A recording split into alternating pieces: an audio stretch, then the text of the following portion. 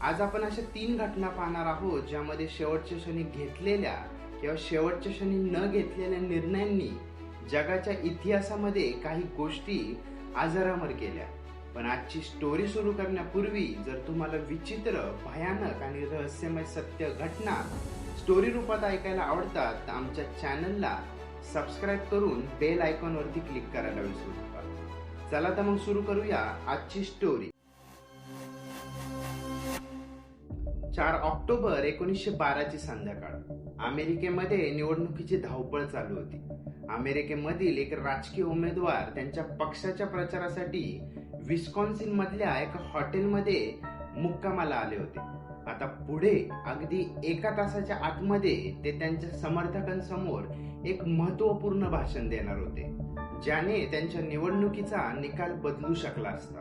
त्यांना थोडी भीती होती, पण एक उत्साह सुद्धा होता, कारण हे भाषण साधं होणार नव्हतं. निवडणुकीमध्ये जिंकण्याच्या उद्देशाने त्यांनी आणि त्यांच्या पक्षामधल्या लोकांनी एक मोठं भाषण तयार केलं होतं. ते होतं जवळपास 50 पानाचं मोठं स्क्रिप्ट.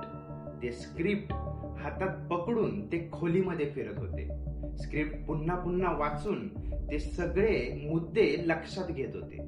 त्यांनी घड्याळ पाहिलं, वेळ झाली होती. आता त्यांनी एक खोल श्वास घेतला आणि ते 50 पानाचं स्क्रिप्ट अर्धवट दुमडलं आणि आपल्या कोटाच्या उजव्या खिशात ठेवलं. आता ते हॉटेलच्या दरवाजामधून बाहेर आले. बाहेर प्रचंड गर्दी झाली होती. लोक त्यांचं नाव घेत होते, ओरडत होते. ते त्यांच्यावरती किती प्रेम करतायत हे दाखवण्याचा सगळा प्रयत्न करत होते. या राजकीय उमेदवारासोबत सुरक्षा रक्षक सुद्धा होते आणि तेच कुठं ना कुठं या गर्दीला त्यांच्यापासून थोडं लांब ठेवण्याचा प्रयत्न करत होते. आता ते उमेदवार प्रचारासाठी तयार केलेल्या एका उघड्या असलेल्या गाडीत उभे राहिले. त्यांनी टोपी काढली आणि त्यांच्या लोकांकडे पाहून हात हलवायला सुरू केलं आणि त्याच वेळी एक मोठा आवाज झाला. तो आवाज एका गोळीचा होता. जसा आवाज झाला तसा तो उमेदवार पुढे झुकला होता.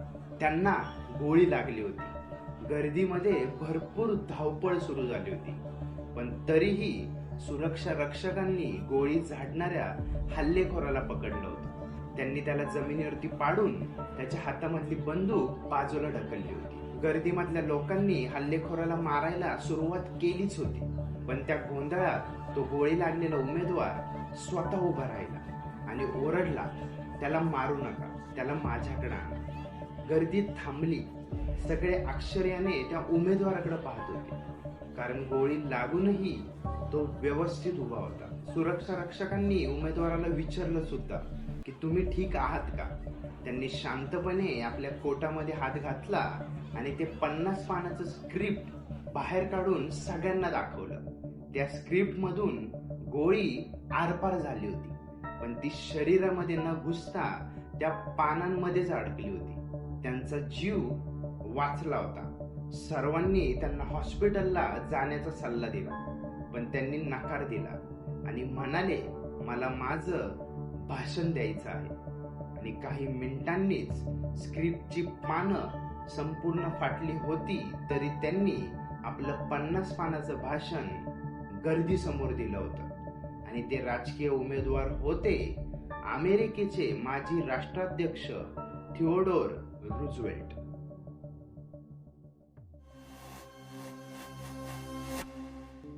डिसेंबर 1776. एक थंडगार रात्र.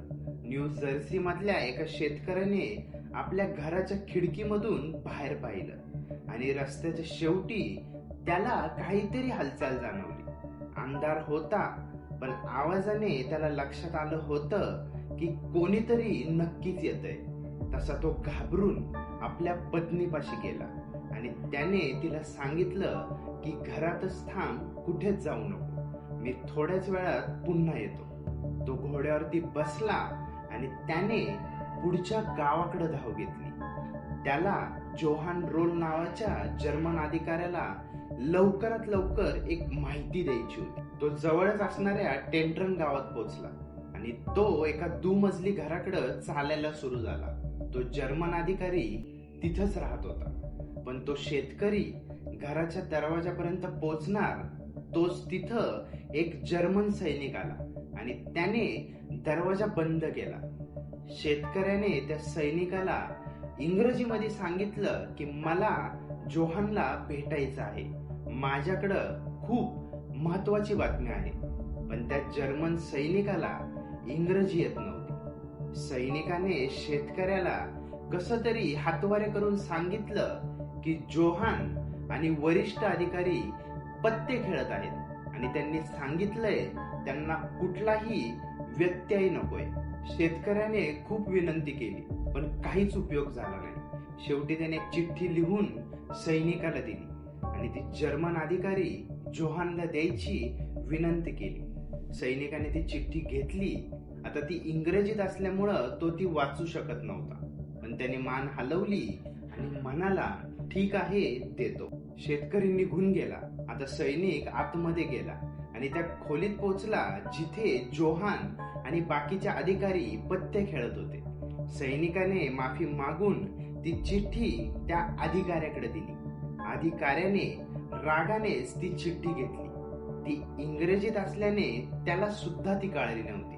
त्याने विचार केला, ती चिठ्ठी आपण नंतर कुणाकडून तरी वाचून घेऊ. त्यामुळे ती चिठ्ठी त्याने तशीच खिशात ठेवली आणि तो पुन्हा पत्ते खेळायला सुरू झाला. पण तो चिठ्ठी वाचून घ्यायचा नंतर कधीच आला नव्हता, कारण काही तासानंतर जोहान मृत झाला होता.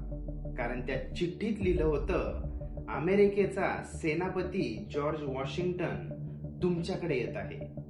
जर त्याने ती चिठ्ठी कुणाकडून वाचून घेतली असती तर ब्रिटनचा विजय झाला असता आणि आजही अमेरिका ब्रिटिश वसाहत असती. तर त्या शेतकऱ्याला खिडकीमधून दिसलं होतं की जॉर्ज वॉशिंग्टन संपूर्ण सैन्यासह त्यांच्यावरती हल्ला करण्यासाठी येत आहे. पण त्या जर्मन अधिकाऱ्याच्या दुर्लक्षामुळे संपूर्ण इतिहास बदलला होता.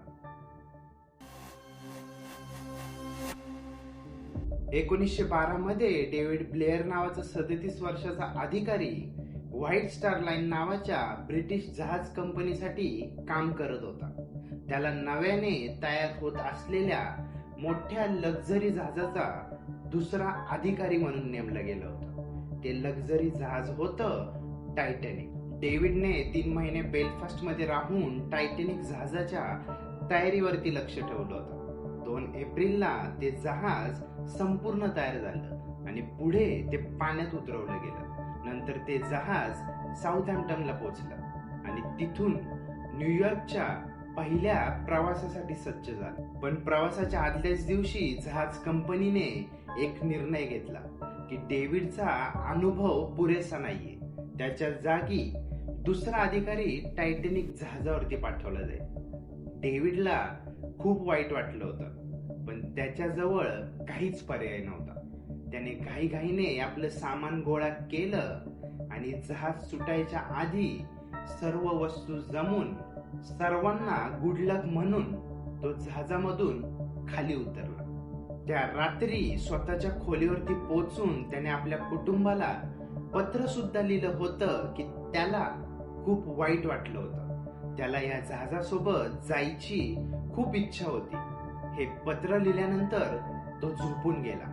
पण दुसऱ्या दिवशी सकाळी सामान उघडताना त्याला लक्षात आलं होतं की जहाजावरची एक चावी चुकून त्याच्याकडे आली होती आणि ती चावी होती जहाजावरच्या दुर्बिणींच्या कपाटाची. पण आता जहाज तर निघून गेलं होतं. जहाजावरच्या कर्मचाऱ्यांना सुद्धा लक्षात आलं होतं की दुर्बिणीच्या कपाटाची चावी डेव्हिडकडे राहिली, पण त्यांनी या गोष्टीकडे दुर्लक्ष केलं. त्यांना दुर्बीण म्हणजे इतकी महत्वाची गोष्ट वाटली नव्हती. त्यांना असं वाटलं होतं की समुद्रामधले हिमनग ते डोळ्यांनी सहज पाहू शकतील, त्यामुळे ते दुर्बिणीशिवाय सुद्धा त्यांचा प्रवास पूर्ण करू शकतील. पण डेव्हिडने ठरवलं होतं की आपण न्यूयॉर्कला पोहोचलो की त्या चाव्या दुसऱ्या जहाजासोबत टायटॅनिकच्या दिशेने पाठवून देऊ. पण ती चावी कधीच पोहोचली नव्हती, कारण 5 दिवसांनी टायटॅनिक एका मोठ्या हिमनगावरती आढळली होती. या घटनेमध्ये जवळपास 1500 लोक मृत्युमुखी पडले. त्यातून काही जिवंत राहिलेल्यांपैकी एक फ्रेड फ्लीट नावाचे कर्मचारी होते. त्यांनी नंतर चौकशीत सांगितलं की जर आमच्याकडं दुर्बीण असती तर आम्ही तो हिमनग पाहू शकलो असतो आणि भरपूर जणांचा जीव सुद्धा वाचला असता. शेवटच्या क्षणी घेतलेले निर्णय कधी जीव वाचवतात, कधी संपूर्ण इतिहास बदलतात आणि कधी कधी एका छोट्या चावीमुळं हजारो जीव गमावले जातात. चला, आजच्या पुरते इतकंच होतं. आयुष्यात योग्य वेळी घेतलेला निर्णय आपल्याला वाचू शकतो, तर उशीर झालेला निर्णय आयुष्यभराचं नुकसान करून जाऊ शकतो. म्हणूनच नेहमी सजग राहा, विचारपूर्वक निर्णय घ्या. हीच आजच्या गोष्टीतून घेण्यासारखी शिकवण आहे. आजच्या व्हिडिओला लाईक, कमेंट आणि शेअर करायला विसरू नका आणि आमच्या चॅनलला सबस्क्राईब करायला सुद्धा विसरू नका. तुम्हाला पुन्हा बघण्याची इच्छा व्यक्त करतो आणि नक्कीच पुन्हा भेटू. धन्यवाद.